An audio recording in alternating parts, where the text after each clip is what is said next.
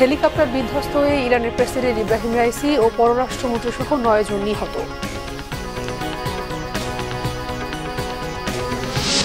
সরকারের নানা উদ্যোগেও থামানো যাচ্ছে না রিজার্ভের নিম্নমুখী প্রবণতা। ডলার সংকটে বিদেশি পাওনা পরিশোধ করতে না পারায় ক্ষুণ্ণ হচ্ছে দেশের ভাবমূর্তি।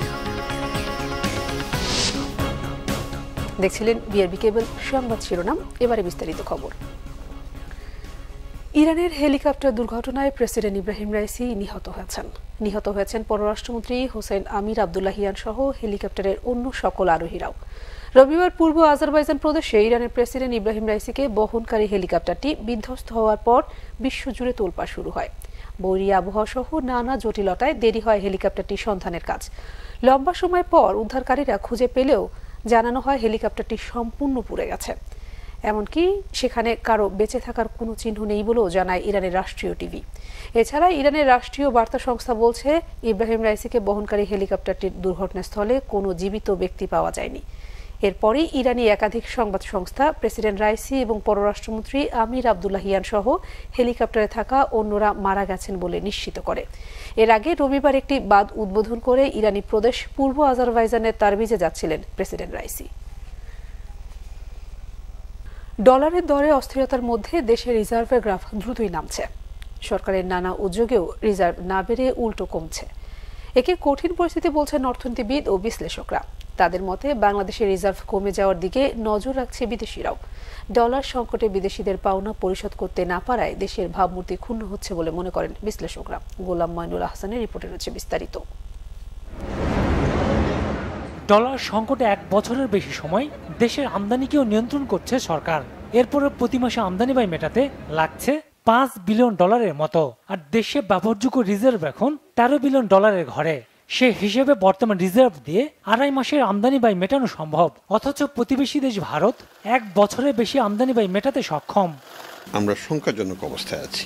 এই জায়গা থেকে আমাদের বের হয়ে আসতে হবে, কারণ আমরা শুধু এই ডাটাটা দেখছি না। পৃথিবীর সবাই যারা বাংলাদেশ নিয়ে চিন্তা করে, বাংলাদেশ নিয়ে বিজনেস করে, ফাইন্যান্সিয়াল সেক্টর, বাইরের ব্যাংকার যারা বাংলাদেশে লোন দেয়, যারা বিভিন্ন সাপ্লায়ার্সকে সরবরাহ করে, তারা কিন্তু এই নাম্বারটাকে দেখে এবং তারা এটা নিয়ে চিন্তিত। এটা একটা কঠিন অবস্থা। আমাদের আমদানি তো এমনি আমরা অনেক সংকট দূর করেছি, আমদানি করতে হবে অত্যাবশ্যকীয় পণ্য, তারপর র মেটেরিয়ালস, মেশিনারি, যেগুলো তারপর আছে জ্বালানি। রপ্তানির প্রধান খাত তৈরি পোশাকের কাঁচামাল আমদানি হয় মূলত চীন থেকে। তাই ডলার খরচের সবচেয়ে বড় জায়গাটি দেশটি।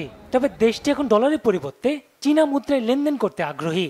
সম্প্রতি $5 বিলিয়ন সমমূল্যের চীনা মুদ্রা ইউয়ানে ঋণ দিতে আগ্রহ প্রকাশ করেছে চীন।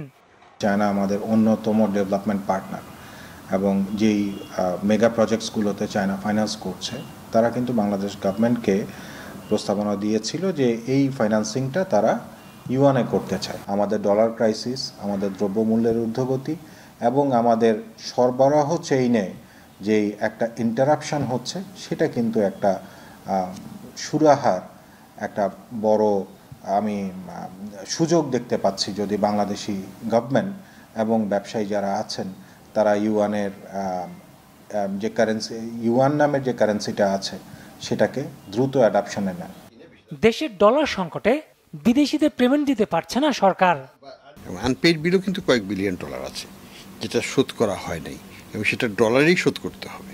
সেটার মধ্যে কি আছে আমরা জানি, বিদ্যুৎ খাতে কয়েক বিলিয়ন আছে, বিদ্যুৎ এবং জ্বালানি খাতে কয়েক বিলিয়ন আছে, সেটা তো শোধ করতে হবে।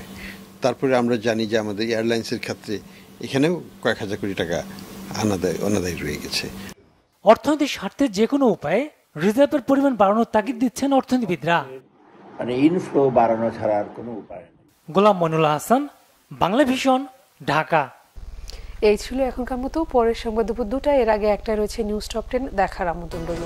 এছাড়া বাংলা ভিশন সংবাদ এবং সংবাদ সংশ্লিষ্ট অনুষ্ঠান দেখতে ভিজিট করুন www.bvnews24.com ও facebook.com/banglavisionnews এবং সাবস্ক্রাইব করুন youtube.com/banglavisionnews। ধন্যবাদ সবাইকে।